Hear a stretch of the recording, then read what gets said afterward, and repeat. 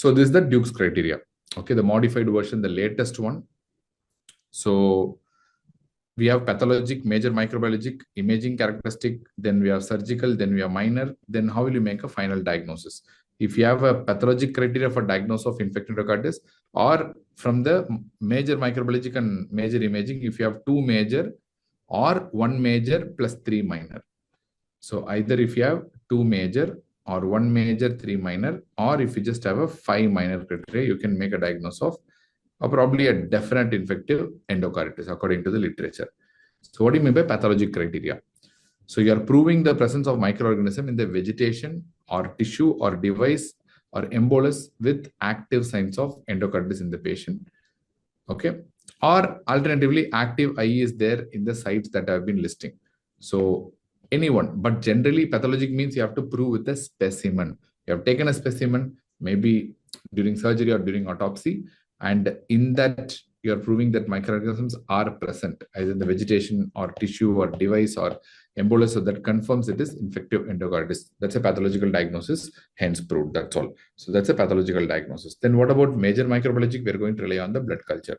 So what we are going to rely is going to be the persistently positive blood culture, because heart is the only site where every single ounce of blood is going to come and reach at that point. From there, it's going to circulate to the other parts of the body. So technically speaking, every single ml of blood should contain the infected organism. That's the rationale. The same doesn't apply to UTI or pneumonia, because only a portion of blood goes to the organ and only that blood will get infected.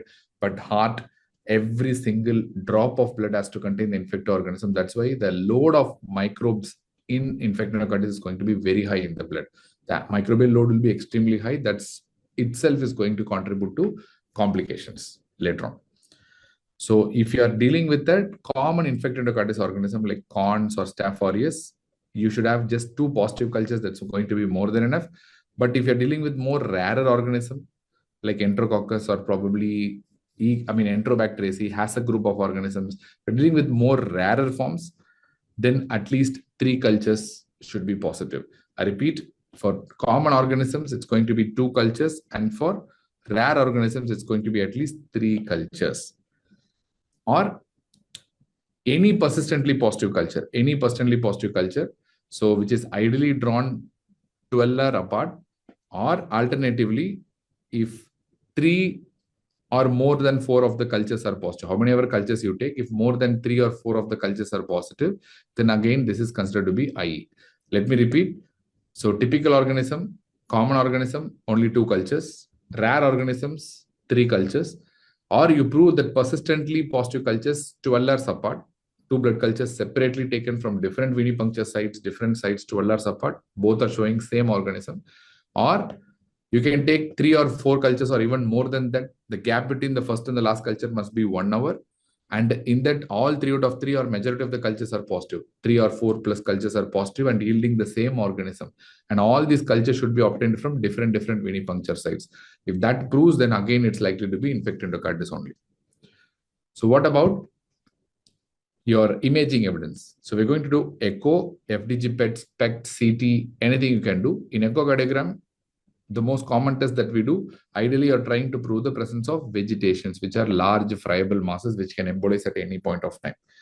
Or you can have a perforation in the heart, or you can have abscess formation or fistula formation within the chambers of the heart, or you can call it as prosthetic valve dehiscence, meaning the prosthetic valve will be sewn on the surroundings in the commissures. If that is torn apart, and sometimes you can see a free valve in the chamber also.